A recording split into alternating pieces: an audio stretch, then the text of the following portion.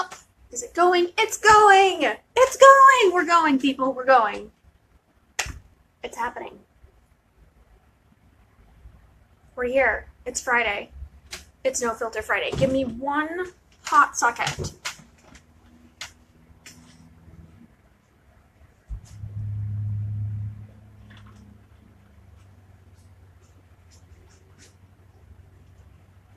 Okay. My dogs are so rotten. It is frightening. It's crazy what I get into. They're like, oh, are you busy? Let me ruin things. So, first broadcast with Public House Media, hashtag No Filter Fridays with me, Rachel, and we are going to crack this super tough nut that is the Harvey Weinstein sexual misconduct allegations. Like, a month ago, there was an onslaught of ladies that were like, hey, Harvey Weinstein got me in his hotel room and did really not cool things. And then somehow the LA Times, the New York Times, and the New Yorker have been really covering, I don't want to say covering, everyone's covering it, breaking. They've been breaking the story. So the big one that came out was just an onslaught of people.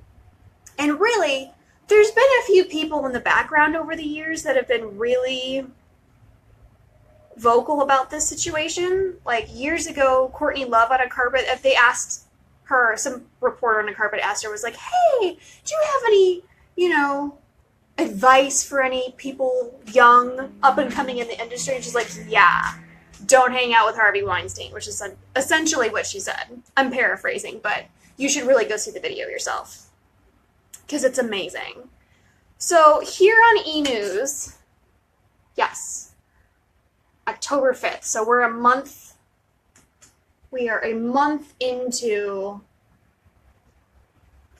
these allegations with Harvey Weinstein. And the truth is, it was public knowledge around town, like, what he's been up to. Like, everybody's known was like, let me rephrase that. The phrase that everybody used for Harvey Weinstein was, he keeps his promises. And I've had friends tell me, and I've had other people tell me, like, yeah, like, when I was young and, super hot and here and had no business going to these parties, I magically ended up on these lists. And they're like, looking back on it, not totally sure how I got there. So let's go to some of my favorites.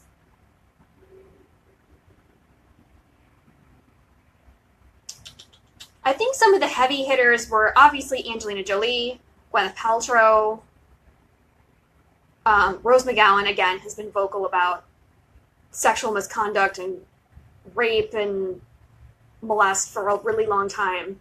But his main accusers are Asia Argento, Rose McGowan, but after that broke, Cara Delevingne came out, and who are some of my other favorites? Kate Winslet, Judi Dench. Everybody's had things to say about this, and rightfully so, because I was at one of the producer conferences that I go to a couple times a year. Shelly, go somewhere. My pug is rotten. Do you want to say hello? Do you want to say hello and then you'll leave me alone? Come here. This is Jelly. She needs attention. You don't want attention anymore? No? That's what I thought. Okay. She decided that was a bad idea. So, back to the case at hand. Yes, this whole town knew what he's been up to. And among many others, like, the fact that Harvey's, like, the tip of the iceberg is kind of crazy to me because there's plenty of other people around town that do far more aggressive things. So, but the common thread in these stories from these girls, in whatever decade, like this spans the last, 20 so years, is that, yeah, you get called to Harvey's hotel room, whether it be at a festival or he's just kicking it somewhere, you know, whatever. And they're like, yeah, so we're going to do this now. And they're like, what? No. One of my favorite articles that have come out is from Cara Delevingne, because everybody keeps, the narrative is kept on the sex part of it. He forced himself on, whether it be rape, sexual assault, sexual misconduct, whatever. The conversation is staying towards the sex part, which is important and it's a major component of it. But the motivation here is power. And the reason why that's the case is Harvey Weinstein's DMs are not dry. They're not. How many rich, famous guys do you know that are hard up for ladies? Zero. None of them. He's not interested in, like, random chicks. Like, that's not going to do it. He likes famous girls. He likes to have a sexual resume. Like, that's really what he's into. And if you listen to, or if you read closely in Cara Delevingne's article, she said,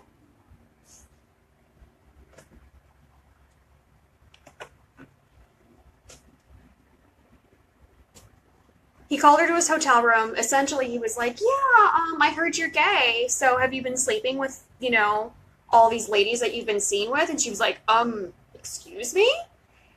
And he's like, well, you know, if people find out that you're gay, like, you're never going to work. Which was kind of funny because she was definitely working at the time, which brings me to my next point.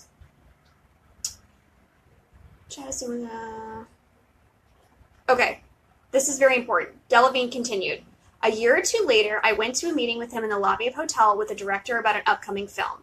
The director left the meeting and Harvey asked me to stay and chat with him. As soon as we were alone, he began to brag about all the actresses that he had slept with and how he had made their careers and spoke about inappropriate things of a sexual nature. The bragging part is important to him. Have you seen Georgina Chapman? Have you seen how gorgeous his wife is, or is about to be ex-wife? Like, again, this guy is not hard up for ladies. He's after famous girls and famous girls only. Most of these ladies had plenty of a career on their own merits. And one of the, when Lisa Bloom started representing him and put out a statement, he was like, well, you know, he's admitting that he had made advances towards girls, but never said that he would retaliate against them for not taking him up on the offer. And that he's never retaliated on anybody against, you know, about taking them up on their offer. It's like, okay, why is that? Because she goes on to, Cara Delevingne goes on to say that she did get a part in the movie, and then Hollywood Reporter inferred that it's this movie called Tulip Fever. Why is that? Oh, because Cara Delevingne is actually a marketable actress. She has a career. People want to see her. Granted, she's been in some things that haven't done well, but as far as modeling goes, people know her name. Like, when they type in all the variables and the components into the whatever algorithm it is that they use to see if a movie's going to do well or not, she passes the sniff test. Which is very important because no one is getting any parts in any movies or any television shows that doesn't have the goods to back it up. Because this is, again, my next point. You can only sleep your way to the middle in this town. Because at some point, you still have to do the work. Even if you end up with a Cameron Diaz situation, we'll say. Cameron Diaz had kind of like a sugar daddy sort of dude. I think his name was Carlos something. This was years ago. And he argued for her to be in The Mask as the star and essentially made that happen for her. He made getting the part happen for her. But she still had to show up and do the work. Like, not everything is just handed to you. So with that being said, yeah, if you're in a situation where somebody actually, a la Harvey Weinstein, makes good on their promise, you still have to do the work. You still have to be likable and marketable, and the audience still has to dig you, otherwise it's not going to work again because they're going to lose a bunch of money. And there is nothing worse in this town than losing a bunch of money. So yeah, she still ended up with the part because she's a marketable person. Like any of these ladies are. And then she talked about, where's the other thing that she said? I still got the part for the film and always thought that he gave it to me because of what happened. Since then, I felt awful that I did the movie. I feel like I didn't deserve the part. I was so hesitant about speaking out. I didn't want to hurt his family, which is a major component in these things. I felt guilty as if I did something wrong, and I was terrified that this sort of thing had happened to so many women I know, but no one had said anything because of fear. Fear is a big deal. And when a lot of these allegations that have come out since then of mostly against other people, Brett Ratner, Louis C.K., Charlie Sheen, things like that. Like, oh, well, why didn't you just, like, run out of the room? And it's like, well, granted, a lot of the ladies that are accusing Harvey Weinstein have really described their situation. They're like, yeah, he blocked the door, and he's a big dude, so blocking the door is very easy for him. And especially someone like Kara, who's this big, she's super tiny. I've worked out with her. She's like a little toothpick. She's tiny. She's tiny in comparison to me. Can't even believe how tiny she should be in comparison to Harvey. It'd be crazy. So let's move on to our next one. Hang on, let me back up for a second. So the common thing that the media is missing here is that it's not really about the sex, it's about the power, because rich, famous guys aren't hard up. They're just not. Have you been to a Weinstein party? Like, ever? First of all, they suck. He serves Astro Burger. It's not even In-N-Out. And when I tell you that girls are lined up down the block for a Weinstein party, I'm not even exaggerating. I've been to like 3 or 4 Weinstein parties, but the one that really sticks out to me the most, because it was the most recent, was not this past Oscar season, but the Oscar season before, when they were really pushing for Revenant to win, and they got what they wanted. They had this party at One Oak, and there was girls from One Oak down the Sunset Strip, and it seemed like that line went to like the Whiskey A Go-Go. Like, it was so long. It was just girls like, please let me in, please. Please let me in. And most of them were there for, like, you know, because Leo may or may not show up, so most of them were there for that. But, again, Harvey Weinstein's DMs are not dry. It's not about randoms. It's about famous girls to make him feel like he's inflated. The power in it exists in the way that, like, they book people for things, like they did Kara, above board. Hey, agents, managers, everybody's involved, everybody's signed on, the money's negotiated, those checks are about to start rolling in, and he's like, oh yeah, run over to my hotel room. And that's, most of the time, people aren't just getting, like, texts. Like, producers and directors don't typically have your personal, oh, thank you, Gary Strauss, you're very nice. Don't have your personal contact information. You just don't. First of all, our phone numbers and email addresses, all that stuff changes really, really frequently. And then on top of it, Jelly, would you stop it? Go somewhere. She needs so much attention. It's crazy. She can't stand it. They don't have your personal information. It changes all the time, and your agents and managers are going to be really, really protective of that. So someone has to send you to said hotel room. You didn't magically appear there. People don't magically appear anywhere. They have to be told to go somewhere. And that's another, granted this is about Steven Seagal, but Portia de Rossi came out and said that she went to go see Steven Seagal to talk about some part or something, and he's unzipping his leather pants. And she runs away and calls her, Portia de Rossi's gay, obviously. She's married to Ellen. Like, she's not trying to see that. She's not. She didn't want anything to do with that. Never has, not going to. Runs away horrified, calls her agent, like, oh my lord. You will not believe this. We were sitting on the couch, we're reading a scene, and he just starts unzipping his pants. And the agent's like, yeah, I didn't know if he was going to be your type or not. Like, there are good people in this town, don't get me wrong, but when there's millions of dollars in paychecks on the line, People want their percentages. They need you to work. They need the square office in their office. Like, you got to pay for it. Like, someone has to pay for all these things. Especially the majors. Like, say the top 10s, their offices are gorgeous. Like, just their floral bills alone need to be paid by someone. Like, somebody has to do some work around there. So, yes, there are nice agents and managers out there, but do not think for a second that there aren't other people either complicit in this whole situation or straight up in on it. Like, oh, well, you know, maybe she'll do it. Maybe, you know, maybe she'll be okay with it. Maybe she'll go to Harvey's hotel room and things will ensue and it'll be fine. Oh, my iPad went off. Hang on. Oh, gosh, we're half an hour down.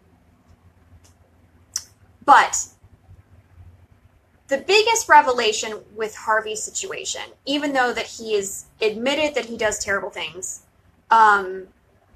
the Weinstein Company has, you know, he's resigned, he's off. But that's not really quite enough, because for some people that have come out with like, oh my God, we had no idea. And it's like, really? How do you have no idea? Because it's in his contract with the Weinstein Company that whatever kind of situations he gets caught up in, is fine so long as he pays for the damages. And he has paid for damages. He's had a few ladies that have had settlements between, was it $80,000 and $150,000? So how is it, on top of having NDAs with everybody saying that they can't talk about anything? It's specifically in the Weinstein Company's like employment NDA situation that nobody can criticize or speak against anything that the executives do that would damage the company or damage their personal reputations, which is kind of crazy because I feel like the truth should kind of get a free pass. Maybe, I'm not sure. So, oh, here's another one of my favorites. Lupita Nyong'o. He saw Lupita Nyong'o when she was at drama school at Yale, which, when you first think about it, be like, oh, drama school, like, you know, there's tons and tons of people there. Like, how would he know that Lupita Nyong'o is going to be a gigantic star? The Yale drama program takes, like, I don't know, 11 people or something. Like, if you're really, really in that acting program over there, your class is, like, tiny. It's very, very small. On top of it, she was kind of a big deal because she was raised in Mexico. She was kind of a big deal in other places before here. And this is one of her favorite things that I've read of her is in her story is she really, really spelled out the hows and whys of what happened. She ended up in a hotel room with them. Let me back this up. Actress first met Weinstein in 2011 when she was still a student at the Yale School of Drama and was coerced into entering Weinstein's bedroom after a lunch meeting, where he insisted on giving her a massage. Quote, I thought he was joking at first. He was not. For the first time since I met him, I felt unsafe, she recalled. After a brief moment of panic, Nyong'o offered to give him one instead. It would allow me to control physically, to note exactly where his hands were at all times. I began to massage his back to buy myself time to figure out how to extricate myself from this undesirable situation. Before long, he said he wanted to take off his pants, she continued. I told him not to do that and informed him that it would make me extremely uncomfortable. He got up anyway to do so, and I headed for the door, saying that I was not comfortable with that at all. Weinstein allowed Nyong'o to leave, calling her stubborn, but the actress was unsure of how to process the incident. The fear freezes rule. Like, the fear freeze is, like, so real. And if it's never happened to you, it's really, really hard to, like, not to really grasp the situation. Because when someone tells you a story, like, oh, like, well, this is what I would do. You don't know that in the moment. You really, really don't. So if it's never happened to you, don't assume.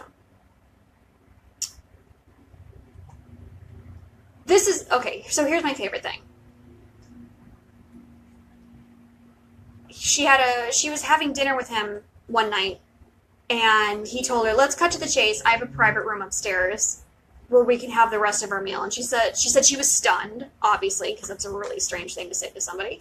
I told him I preferred to eat in the restaurant. He told me not to be so naive. If I wanted to be an actress, then I'd had to be willing to do this sort of thing. She wrote, he said he had dated famous actresses X and Y. Again, him bragging about what he's got on the resume.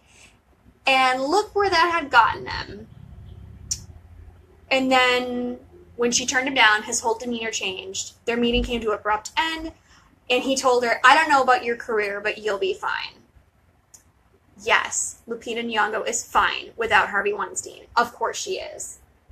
And that's another really common thing around Hollywood. It's like, people try to be like, oh gosh, I'm so powerful. Like, I can make or break you. And that's not totally the case. Like, there's very few people, like, unless you do something really, really terrible, like, there's very few people that can be like, no, this person's never getting a job. Like, because you just can't, like, there's so many productions. Like, there's hundreds of television productions going. There's so many movies where they'd be indie, studio, foreign, whatever. Like, there's plenty of things to do. But when you're young and you're constantly told, oh, this person's amazing, they're the end all be all, they're the make it or break it person, and it's not the truth. It's not. Like, no, not one person can make you or break you. Except yourself. You can make or break yourself.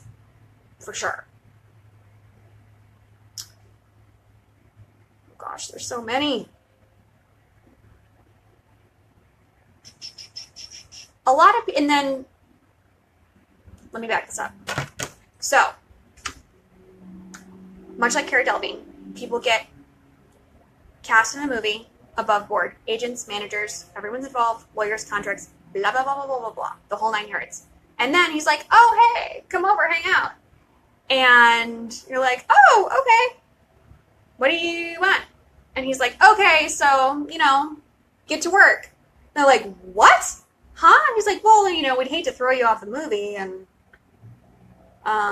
then you'd be known as someone who's difficult to deal with, if you're hard to work with. And those calls do get made, by the way. And they're like, what? And then your agent, your manager's going to be mad at you because now you've lost all this money for them. Like, it's not a lot of people are treating it like it is a trade for situation where everybody's a consenting adult and know what they're getting into. And that's not really true. And when I was at my last producer conference, we had a giant discussion about it because one of the people there happened to get their start in this town by being Bob Weinstein's assistant. So he's like, I'm going to bow out of this conversation, but you guys can talk about it. And one person was like, yeah, well, when it was new, like it came out in the news, everyone was like, how is this news? Like, we all know. And then another person was like, a lady executive was like, the tides are turning. You can't just get away with these things anymore. And this was after he made the statement of like, I grew up in the 70s and, things were like this were okay back then. And what he meant to say was, I grew up back in the 70s. We didn't really foreshadow this like internet thing happening or like people actually, breaking stories, which brings me to my next article, which is a doozy. Like, it's the end all be all of articles. It's, the New Yorker put it out. And it is the story of how they decided, before the story did break, they knew it was going to happen because Rose McGowan had been not necessarily naming him publicly, but there's a series of tweets that she put out like a year ago talking about how she was in a movie, was raped by, I feel like she said it was the distributor, but the producers were like, yeah, we don't care because we need distribution. It was something to that effect, but she didn't name him. Everybody kind of knew it was him, but she didn't name him. Army of Spies. Oh, what a glorious title for an article. Come on, load. But essentially, the breaking news of this article is that Harvey Weinstein used a private investigation firm, Black Cube, which is mostly former Israeli Mossad. And if you don't know what Mossad is, it's IDF's version of like Black Ops, CIA ninjas. Like they're like clandestine ninjas, essentially, is their deal. So who else did they use? They used Black Cube and somebody else.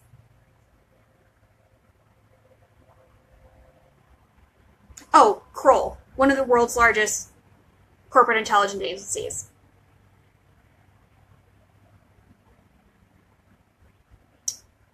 Okay, so they're private investigators, but they were hired to go undercover and meet with Rose McGowan and and Rosanna Arquette, and try to extract information out of them to try to get them to say things that they could use against them and build these dossiers to destroy their credibility. Because they were trying to get ahead of this wave. They were trying to kill the story because they also went after, in addition to Rosanna Arquette and Rose McGowan, they also went after the reporters that were going to break the story to the tune of $600,000. They were under contract for $600,000 in services to find out information, and they funneled it through the law firm he was using so they could keep attorney-client privilege. That way, if anything comes up, they're not implicated anymore. And they did this up to and including making fake companies, making fake identities for people, the whole 9 yards. They told Rose McGowan that they were going to invest in like production for her, invest in a foundation for her, and they sent this woman who, for whatever reason, Rose McGowan thought that she was German, but she was obviously Israeli because she's former IDF. And said, oh yeah, I'm going to give you all this money. It's going to be great. Let me meet with you. Tell me what's happened to you. And then in the, hey, tell me what's happened to you, they're like, so what press have you talked to? And that's how they were figuring out who was going to break the story and went after them as well. But here, let me show you the article. This is the article. If you have not read it, read it, because it's absolutely wild. And if you're so innocent and you did not have unconsented sex with someone, why did you need to spend $600,000 on private investigation to keep the story from coming out? It's very strange. It's very strange. What's also strange to me, though, I have to say, is my big question is, why all of a sudden do we care? Like, why? Like, we've known this for years, that he's been doing this, a million other people. This town is rife with pedophiles. You can't swing a cat and not hit, 5. We're not known for our piety. We're not known for our steadfast moral compass in Hollywood. That's not our jam. So why is it that all of a sudden, these stories are not only getting traction, but they're, toppling big companies? I don't think so, and a lot of people that I've talked to around town do not think that the Weinstein Company can survive even just kicking him out the door, because it was in his contract that he could behave however he wanted so long as he paid for the damages, and he did on several occasions. And then said that paying the damages wasn't an admission of guilt, that it was just to avoid litigation, but at the same time he released a statement saying that his behavior was not acceptable. So which is it? Being very unclear here. Okay, here you go. Weinstein's relationship with Kroll, one of the agencies, he contracted with, dates back years after Ambra Battaglia Gutierrez, an Italian model, accused Weinstein of sexually assaulting her in 2015. She reached a settlement with Weinstein that required her to surrender all of her personal devices to Kroll so that they could be wiped of evidence of a conversation in which Weinstein admitted to groping her. A recording of that exchange, captured during a police sting operation, was released in the New Yorker this month. So, he didn't do anything wrong, or did he? It's very hard to deflect guilt when things like that come out. During the more recent effort to shut down emerging stories, Kroll again played a central role. Emails show that Dan Carson, the chairman of Kroll America's investigation and disputes practice, contacted Weinstein at his personal email address with information about women with allegations. In one October 2016 email, Carson sent Weinstein 11 photographs of McGowan and Weinstein together at different events in the years after he allegedly assaulted her. 3 hours later, Weinstein forwarded Carson's email to Boyce and Weinstein's criminal defense attorney, Blair Burke. Blair is a fantastic, she's a bulldog of an attorney. Everybody uses her. She comes highly recommended by John Stamos. Blair Burke and told them to scroll through the extra ones. The next morning, Burke replied that one photo which showed McGowan warmly talking with Weinstein is the money shot. Burke defended her actions. Any criminal defense lawyer worth her salt would investigate unproven allegations to determine if they were credible, she said, and it would be a dereliction of duty not to conduct a public record search for photographs of the accuser embracing accused taken after the time of alleged assault. Which brings me to my next point. Part of this whole power situation, because yes, it's a little bit about sex, but it's about the power of the sex, is that, hey, you're going to do this for me, and then you're not going to tell anybody because I'm God and you're just a little peon. Meryl Streep has actually referred to him as God in award show speeches. So when you have the woman who needs more mantle space because she just can't fit all of her Oscars on the one, is saying that this guy over here is God and everybody should bow down to him. It's a pretty prolific statement. Jelly, again, go away, go somewhere. When the whole town's like, yeah, this is the dude. He's it. This is the guy. What are you supposed to do? And who's going to print your story? Like, the fact that any of these stories got printed shocks me more than anything. Any of these sexual allegations, misconduct, I'm like, yeah, we knew. Next.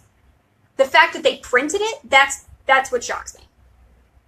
So anyway, the power part of it is that, hey, you're going to do this. You're not going to tell anybody because then essentially you're a whore and you're over here exchanging sexual favors for parts, when most of the time, most of these ladies had lovely careers without that. It's whoever is on the come up, and when Weinstein's like, ooh, you need to be pushed back down. You've gotten far too far in this town without my permission. And then after that, after all of that, you're not going to tell anybody, you're not going to say anything because then it's your problem. You're just exchanging sexual favors for parts. You didn't leave. Why did you show up in this hotel room when, it's 10 o'clock at night? Why? You're going to have to answer all these questions, and that's if anybody cares. Like, he's still going to come out smelling like roses. And then after all of that, when you do the dirty work and the actual work of making the movie, you're going to stand up on the stage and you're going to present an award or get an award or whatever, and you're going to clap like a seal for me like I'm the best guy ever. And then all of these other girls are going to do it too. It's about the power and being worshipped. Like, how many other producers do you know that had an arc and played themselves in the Entourage show? I'll wait. I'll hold your coat. None. Everybody else was people that we're referring to were real people and had their names and things changed like that and were played by actors. Not Harvey. Not Harvey. Okay. So this is the part about the reporters being investigated. Other reporters were investigated as well. In April 2017, Ness of PSOPS sent Weinstein an assessment of my own interactions with persons of interest, a list largely consisting of women with allegations or those connected to them. Later, PSOPS, it's very hard to say, submitted a detailed report focusing jointly on me and Jodi Kantor of the Times. Some of the observation, me is the person, the New Yorker reporter that wrote this article. Some of the observations in the report are mundane. Cantor is not following Ronan Farrow. Cantor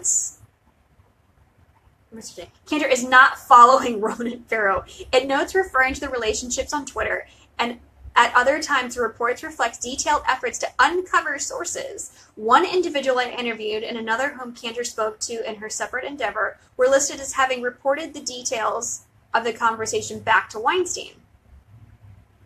For years, Weinstein had used private security agencies to investigate reporters. In the early aughts, my favorite point in time, the journalist David Carr, who died in 2015, worked on a report on Weinstein for New York. Weinstein assigned Kroll to dig up unflattering information about him, according to a source close to the matter. Carr's widow, Jill, if there's a widow involved, it's bad.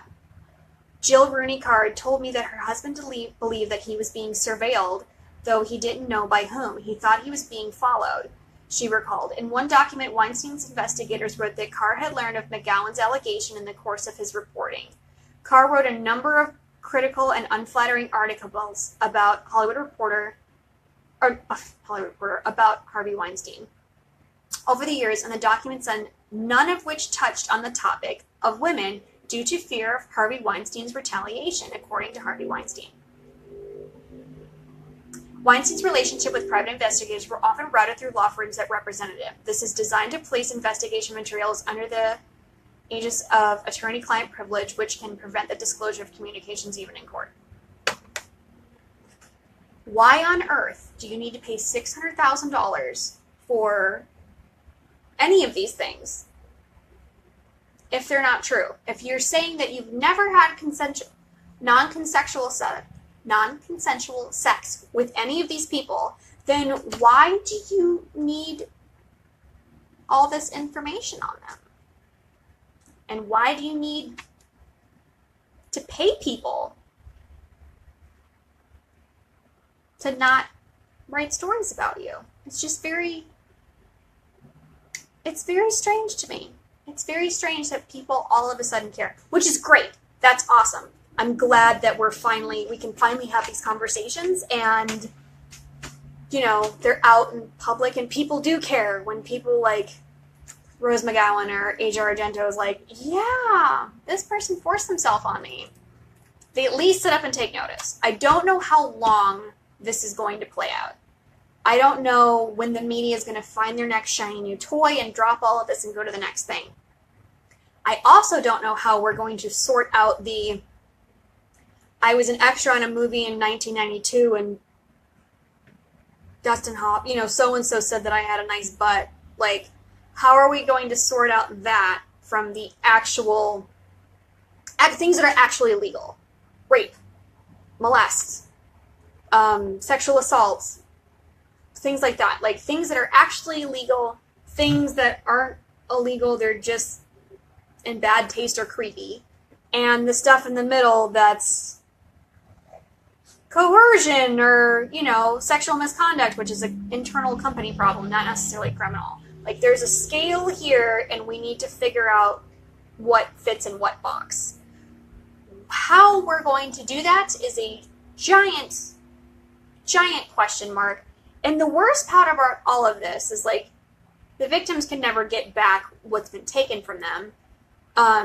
It's nice that they can be heard and tell their story and try to get to the other side of it. But when companies like the Weinstein Company fall, or people's productions get shut down, their television shows get shut down, movies get pulled from distribution, or what have you, there's hundreds and thousands of people that work on these productions, work at these companies, etc., that are just collateral damage.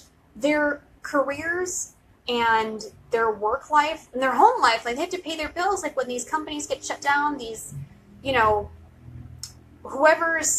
think of it this, I got a really good tweet today. I was like, think about all the people that work on these productions, and, there was an actor on there that this was going to be their big break. Oh, I got to do a movie with so-and-so. Oh, I got to do a TV show with so-and-so. It was amazing. Or musicians that could have had their music license for it, or, even just crew people customers, hair, makeup, grips, lighting, like all of that, locations, like all of that stuff is important to the people that do them. Like there's really no reason to be in this business unless you absolutely love it. Like if you can do something else besides work in entertainment, for the love of God, go do it, because this is just, it's just crazy. There's going to be so much collateral damage, and there's going to be a lot of people that have their lives ruined because someone that they're associated up here with fell like a domino, and then everything underneath them was crushed. And that's not to say that yes, Harvey Weinstein's done some gross stuff, but the Weinstein Company and back at Dimension, back at Miramax, those companies did raise some really fantastic creative people that work around here, and they do not deserve to be guilty by association. So the whole goal here is to sort this out and see how we can move forward as a town. Because honestly, if we shut down all the productions and pulled everything off the air, shut down all the productions of every film, television, music's even worse, there'd be nothing. There'd be blank air. And like you wouldn't have television shows, movies, music, any of that. It'd be gone, because there are absolute slime balls that work on. So come back and join me next week on Public House Media, and we will crack open another story. It's looking like it's going to be Louis C.K. because he admitted that all of the allegations against him were true. So it might be Louis, might be Charlie Sheen, it might be Brett Ratner. We'll see. I'll tweet about it. I'll post about it, and we'll see who next week is going to be. So give us a follow, give us a like. If this is, applicable, good information to you, share it, love it, send it to your friends. If you have questions, send me questions. I don't even care if you inbox them to me and you don't want to show that you asked a question on the show. That's fine. Ask me questions. I will do my best to answer them. See you later.